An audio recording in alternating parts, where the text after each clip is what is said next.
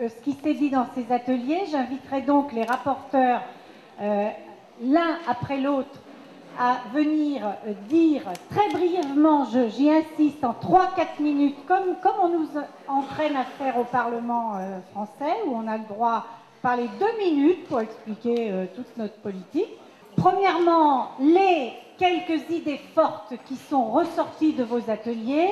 Deuxièmement, 1, 2 ou 3 propositions d'action immédiate, enfin d'action possible à tout de suite pour surmonter les difficultés actuelles et éventuellement progresser. Et enfin, si vous avez une idée pour tracer une perspective, donnez-la aussi. Maude du pôle des arts urbains et qui va rapporter pour l'atelier culture.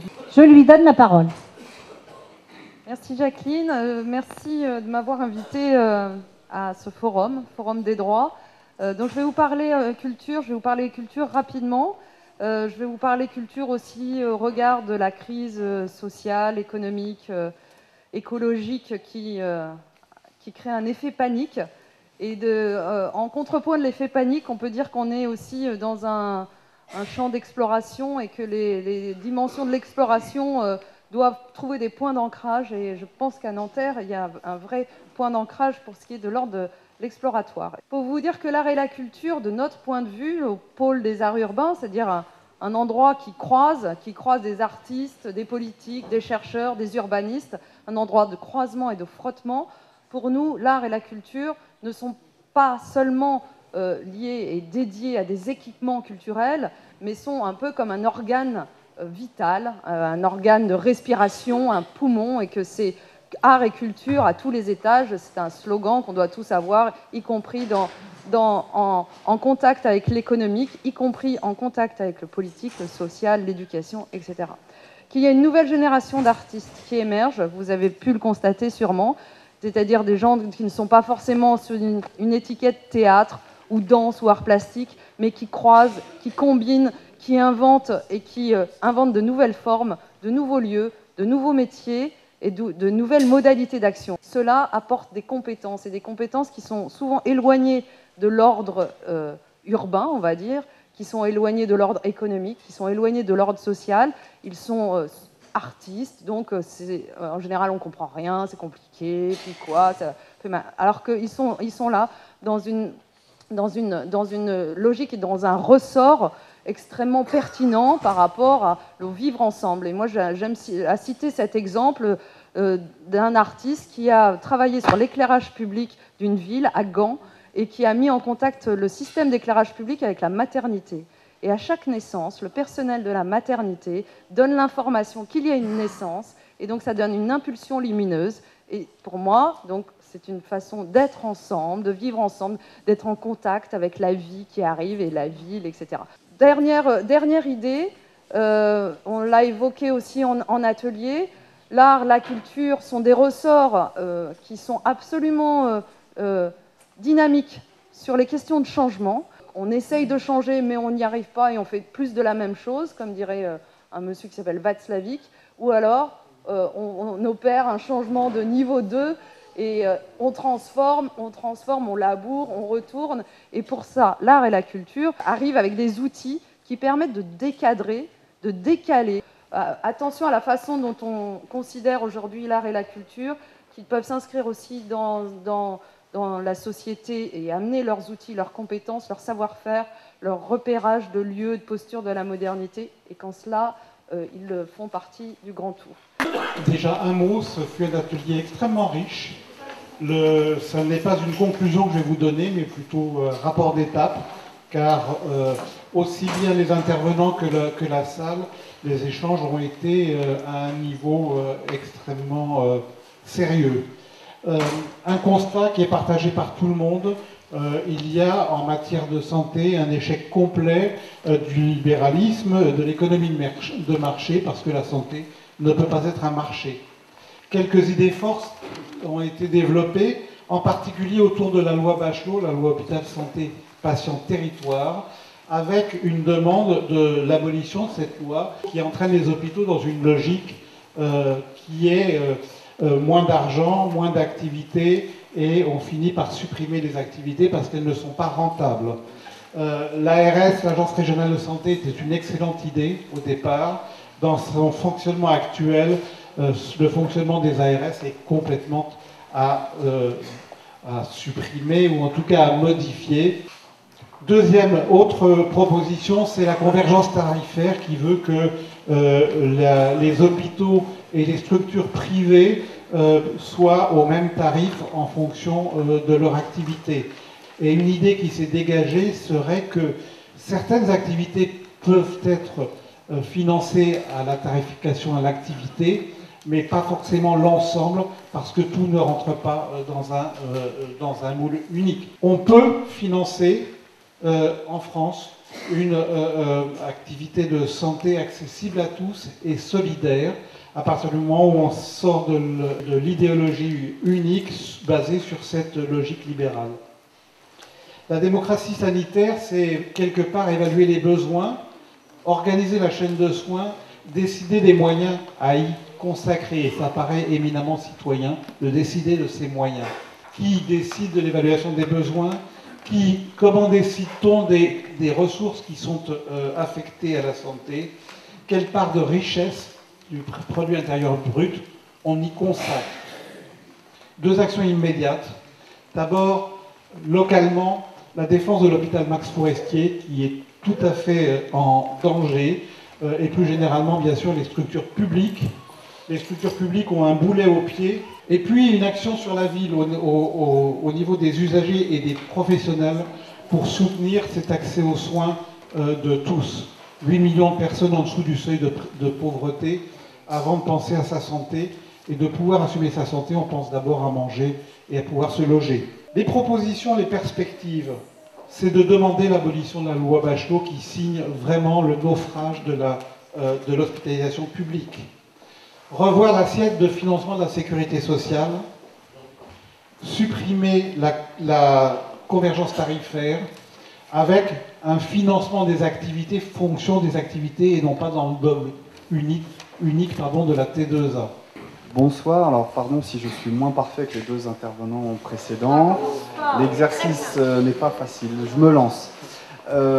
D'abord, je profite d'avoir le micro pour dire que donc je rapporte l'atelier sur la question du sport.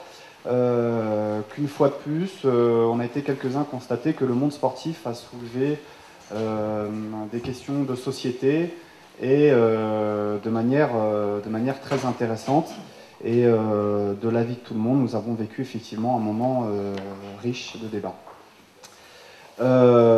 Donc nous n'avons pas eu une analyse technique du sport, mais pourquoi le sport et comment. Nous avons donc évoqué notamment l'espace Le sport est un droit, qui existe et qui était un des partenaires de l'atelier, sur les questions donc liées à la construction de l'être humain, sur le sport qui favorise le droit à être reconnu, un droit pour tous, et d'associer des acteurs qui ne sont pas issus de ce monde sportif, la culture, l'éducation nationale, entre autres, pour ne citer que. Donc un élément qui fait lien avec la vie au quotidien, la famille, les questions économiques, sociales, professionnelles. Le sport est vraiment dans tous ces aspects-là de la vie.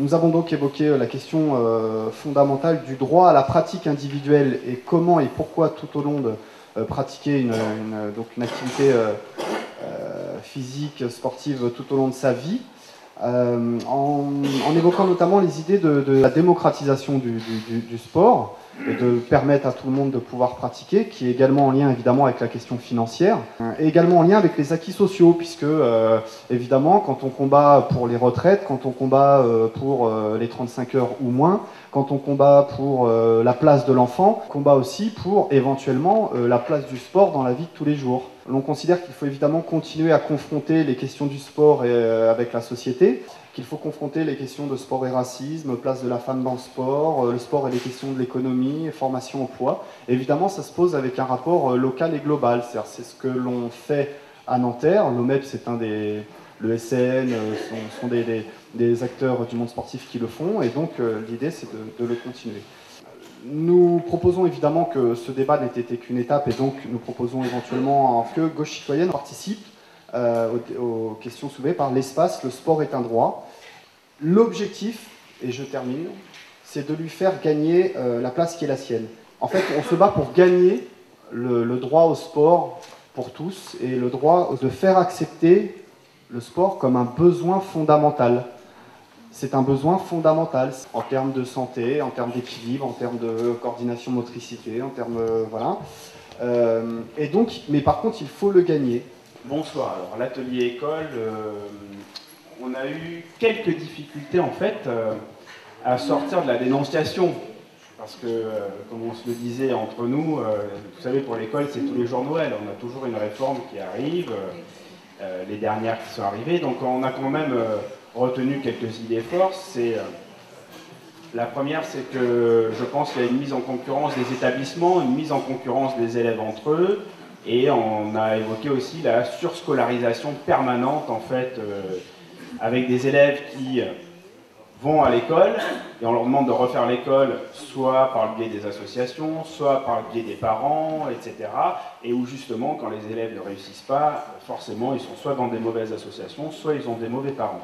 Donc on a parlé pas mal de cette idée de culpabilité. On a montré aussi que l'école était attaquée par le système libéral de façon très forte, et on a dénoncé même que peut-être des entreprises seraient même amenées à elles-mêmes avoir des écoles de formation à terme. Donc, en gros, on a eu une difficulté, je pense, dans cet atelier, ça a été de faire un peu des liens, arriver à problématiser un petit peu pour qu'on puisse être à l'offensive. Bon, mais je pense que ça représente aussi l'état des lieux aujourd'hui de ce qui se passe dans l'école, qui est un secteur qui est particulièrement attaqué et dans lequel on a du mal à être autrement qu'en résistance, finalement. Et ça, c'est assez compliqué. Sur la question de Nanterre, on a constaté, on a tous été assez unanimes pour dire qu'il y avait beaucoup de choses qui étaient faites sur Nanterre, mais que malgré tout, ça ne suffisait pas. La question des moyens n'était pas suffisante, notamment pour la scolarisation des enfants à l'issue de collège dans les lycées, dans le lycée de Nanterre, dans le lycée de Nanterre, dans le lycée général. Parce qu'on a évoqué, on a dit qu'il n'y avait qu'un lycée, en fait, à Nanterre. Je suis enseignant en lycée professionnel, il y a 4 établissements, puisqu'il y a 3 lycées professionnels. Mais il n'y a qu'un lycée général pour 94 000 habitants, alors que, comme le faisait remarquer dans l'assistance une personne, il y a, par exemple, sur une ville comme Versailles, 3 lycées publics et 3 lycées privés, pour une ville qui est moins peuplée que Nanterre. Donc ça posait aussi un problème de l'offre éducative au lycée. La difficulté aussi des gens qui sortent du système éducatif sans formation, donc on l'a évoqué mais sans avoir finalement de réelles solutions, mais on voit bien qu'il y a des enjeux qui se passent à l'intérieur de l'école, mais aussi à l'extérieur de l'école, et qu'au niveau local, c'est un peu là-dessus, je pense qu'on a eu quelques difficultés, c'est qu'au niveau local, on peut demander ce qu'on veut à une commune, mais il y a des enjeux qui dépassent le niveau local, mais qui dépassent aussi la question scolaire. Parce que ce qu'on a constaté, c'est qu'il y avait de plus en plus, au sein de l'école, une individualisation, en fait, du travail qui était fait. Un seul exemple, c'est ce qu'on appelle l'accompagnement personnalisé ou individualisé, tout dépend où on se trouve, où en fait, un élève qui est en difficulté, on lui en remet une couche, on lui remet encore plus d'école d'ailleurs, et avec un enseignant non spécialisé, on pense qu'il va réussir. Ensuite, quel soutien aux luttes pour l'école à Nanterre? Précisément, comment dynamiser les luttes, les permettre de les structurer et de gagner? Parce que l'an passé, il n'y a pas eu de lutte victorieuse à Nanterre et il y avait un problème, on va dire, qu'on peut soulever politique, c'est-à-dire le soutien, à un moment donné, quand on gère une ville, le soutien à des luttes. Ensuite, c'est la dernière réflexion qu'on a eue dans l'atelier, c'est pourquoi un atelier sur l'école, alors qu'avant on avait eu un atelier sur la culture, qu'il y a eu un atelier sur économie et emploi, pourquoi on n'a pas pu à un moment donné réunir au moins ces 3 ateliers-là pour faire les liens entre les différents ateliers et mener une réflexion commune. Parce qu'on a tous constaté au fur et à mesure de nos interventions et des interventions de la salle que la question de l'école n'est pas une question autonome. Le rapport avec le monde du travail. Parce qu'un des constats qu'on fait, c'est qu'aujourd'hui, on demande aux élèves de travailler à l'école comme on travaillera plus tard dans le monde du travail, c'est-à-dire, on disait, par tâche, par exécution finalement, et que l'ensemble des questions du savoir étaient réservées à une élite, et que là, ça posait un certain nombre de problèmes d'égalité, d'accès au savoir. Il y a quand même 2 chiffres qui ont été donnés qui sont vraiment intéressants. Il y a 6500 chômeurs. J'ai retenu le chiffre de plus 50% en 3 ans. C'est donc un problème. La majorité proviennent de plus de 50 ans. C'est plus de 1000 personnes. Et des jeunes, souvent non répertoriés dans les statistiques, puisqu'ils ne s'inscrivent pas forcément sur les listes de l'ANP. Le premier étant celui de la formation. Notamment, les offres d'emploi à Nanterre souvent ne correspondent pas à ce que peuvent remplir les candidats salariés. Pourquoi? Parce que certains métiers sont dévalorisés alors qu'ils correspondraient à l'emploi qui est disponible là. La formation pour ces emplois est un axe de travail pour nous. Le problème à résoudre, c'est que l'offre de formation ne correspond pas tout à fait aux métiers qui sont proposés à Nanterre. Le deuxième constat, qui a été posé surtout par les syndicalistes, c'est celui de l'utilisation des droits à l'intérieur de l'entreprise pour la sauvegarde de l'emploi. Le troisième constat était sur les problèmes de discrimination. Il y a eu un débat sur le CV anonyme, de savoir si c'était utile ou pas, et il y a eu un deuxième débat sur la formation à la présentation des candidatures, c'est-à-dire former notamment les jeunes à se présenter à un emploi. La quatrième constatation qui a été moins développée, mais qui est apparue au travers de l'exposé plus général de Patrick Vibret, c'est la tendance à la demande d'emploi à l'autorité publique. C'est-à-dire que directement aux collectivités territoriales, dont les mairies. Je crois que ça souligne bien quand même que sur la question de ce bien qui est un bien vital, l'eau fait partie de notre quotidien et pour beaucoup on a l'impression que ça coule de source et on oublie un peu quand même tout ce qu'il y a derrière et que là-dessus, c'est vrai que l'eau est à 95% un service public, donc une gestion de l'eau dans le monde est un service public. Et quand même de dire qu'en France, on a une particularité, que ce service public, on l'a délégué à des entreprises privées et qu'à un moment, on a quand même éloigné, je dirais, des citoyens du contrôle. Et d'ailleurs, pour l'anecdote, si on a, alors que c'était un bien vital, si après la guerre, alors qu'on a nationalisé beaucoup de biens, on n'a pas nationalisé les entreprises de l'eau, parce qu'on avait, à ce moment-là, le comité de la résistance avait estimé qu'elles s'étaient bien comportées pendant la résistance. Mais je pense, voilà, de dire en tout cas que ce bien vital, voilà, qu'à un moment, cette dérive qu'on a eue, peut-être un peu de l'oublier et de faire que les citoyens soient beaucoup moins partie prenante par rapport à cela. Alors on sent quand même depuis quelque temps qu'il y a une mobilisation, qu'il y a une prise de conscience, et je trouve justement autour de la question des biens communs, et que de plus en plus quand même de se dire que ce bien commun-là, il faut qu'on se le rapproprie. Et dans l'atelier, donc il y avait notamment donc un des représentants de la coordination Île-de-France, et donc depuis 4-5 ans, donc cette coordination a été à l'initiative d'une lutte importante autour du syndicat du CEDIF, mais il y a aussi des luttes qui se passent un peu partout en France, dont on parle peut-être pas tant que ça, mais qui montrent bien quand même que cette question-là, je dirais, émerge de plus en plus, et qu'il faut donc faire en sorte qu'elle émerge encore un peu plus. Et la question qu'on s'est posée, voilà, comment autour de la mobilisation. Donc un des intervenants disait que peut-être autour de la question de l'eau, il y a une mobilisation, et lui-même se l'était posé un peu comme ça, par rapport à des problématiques internationales, en disant voilà, qu'il avait été dans un pays étranger où il avait vu que là, oui, l'eau ne coulait pas au robinet de manière si facile, et quand même se dire qu'aujourd'hui, il y a encore 1 milliard de gens qui n'ont pas accès à l'eau publique, 2,5 milliards qui n'ont pas accès à l'assainissement, alors que des études montrent qu'il suffirait de 13 milliards aujourd'hui pour régler ce problème-là, et alors qu'on en utilise beaucoup plus donc pour l'armement. Donc en tout cas, voilà sur les perspectives, donc on se disait autour de la mobilisation. Donc dans une ville comme la nôtre, c'est vrai qu'il va y avoir une échéance importante, puisque en 2015 vient à échéance le contrat de délégation de service public.